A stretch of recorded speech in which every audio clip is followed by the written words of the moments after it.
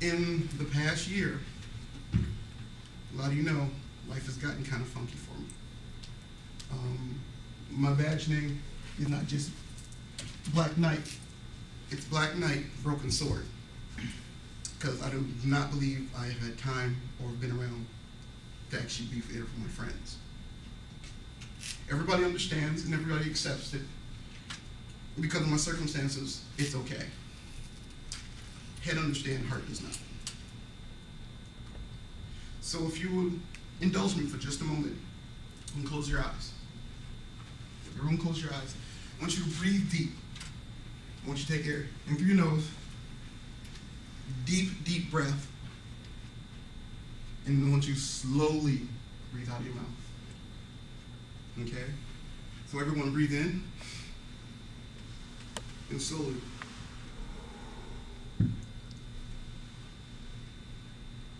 Once again, breathe in.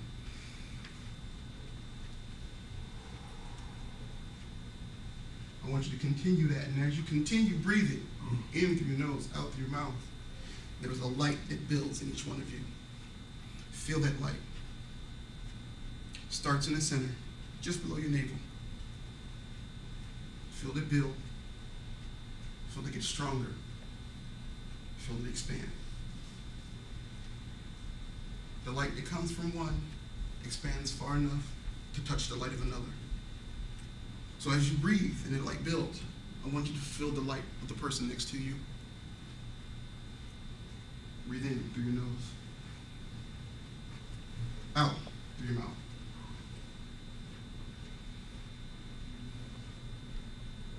Now as this light connects, we are no longer in the window. We are not here. These walls are gone.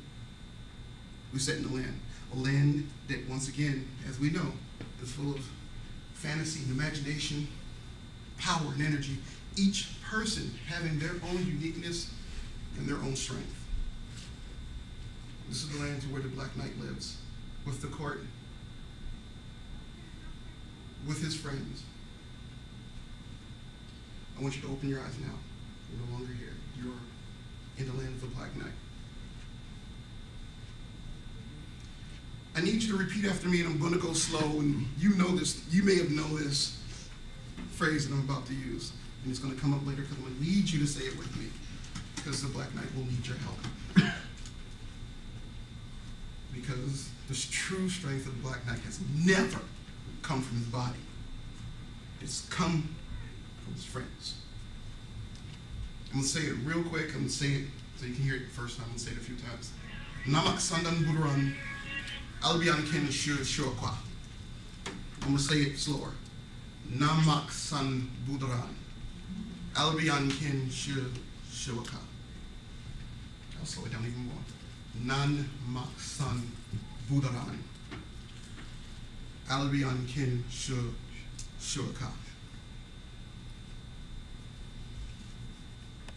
You know where this comes from. And it's from the Black Knight's history. And actually, it's from his family's history. Actually, his brother. His brother was the man that he called the great artist. Why would you call him the great artist? Well, because that's what he was.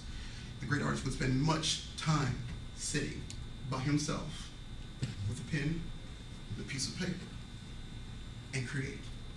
Not draw, not scribble or dabble, not merely put colors on a page and expect everyone to go, ooh, it's beautiful. He would create. From his mind and his heart, from his being, each thing he put on the paper, he would give life. Heroes, monsters, villains, weapons, all these things, he would bring to life. In this family of the Black Knight, there also existed a father. He, unfortunately, at one point was cursed and was taken,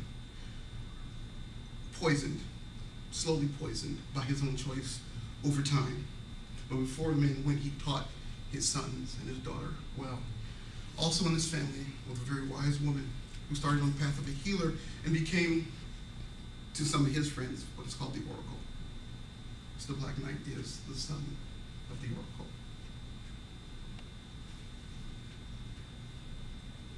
There came a time in the Black Knight's life. It was dark. There was no light. His mother, the Oracle, one of the last things on this planet that he looked upon as the true strength of heart was stricken with an affliction that knows no boundaries, cares not of money, cares not of race or color or belief. And he spent his time as he could taking care of her, making sure she was well. Because that's what he did. He was told, you must do for yourself. It is good that you do for your mother, but you must do for yourself. The Black Knight said, I understand that, and I do for myself. By helping her, I do for myself. His sister, a very, very wise and quiet one, but with a sharp wit that comes out of nowhere, looks at him and is like, you are a fool, brother. You will use yourself up, and that will do mother no good.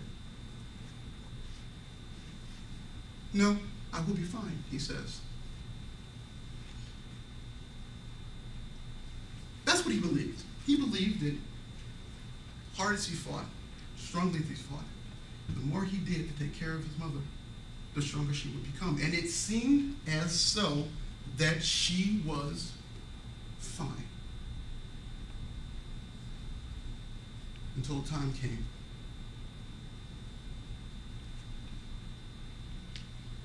His duties had started to weigh on him. He had no time for himself. He did nothing but take care of her, which he did not ever worry about, nor argue, nor brought to the forefront as a burden or a worry.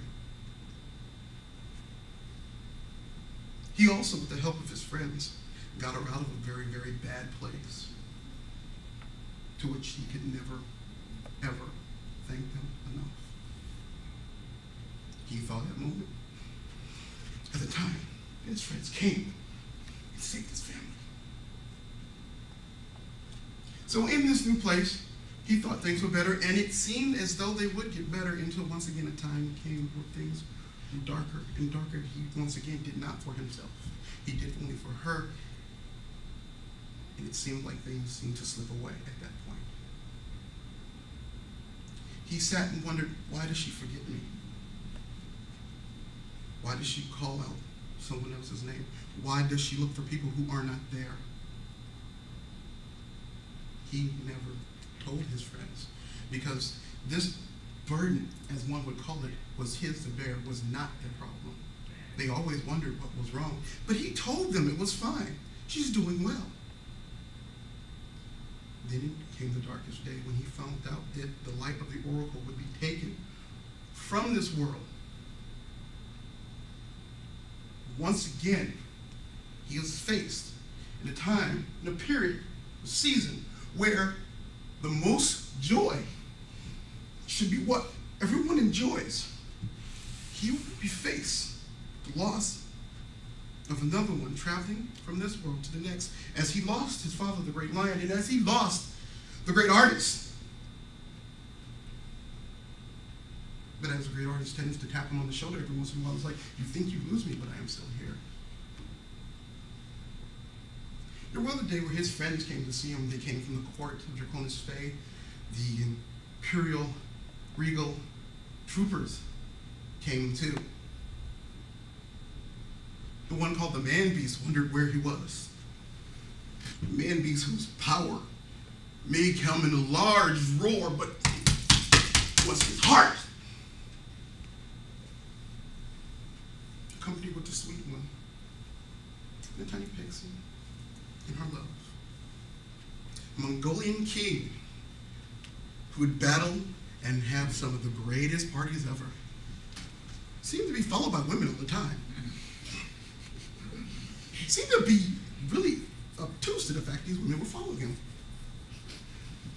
A sweet angel, and now a cowboy, a ninja, and some strange dark little kid.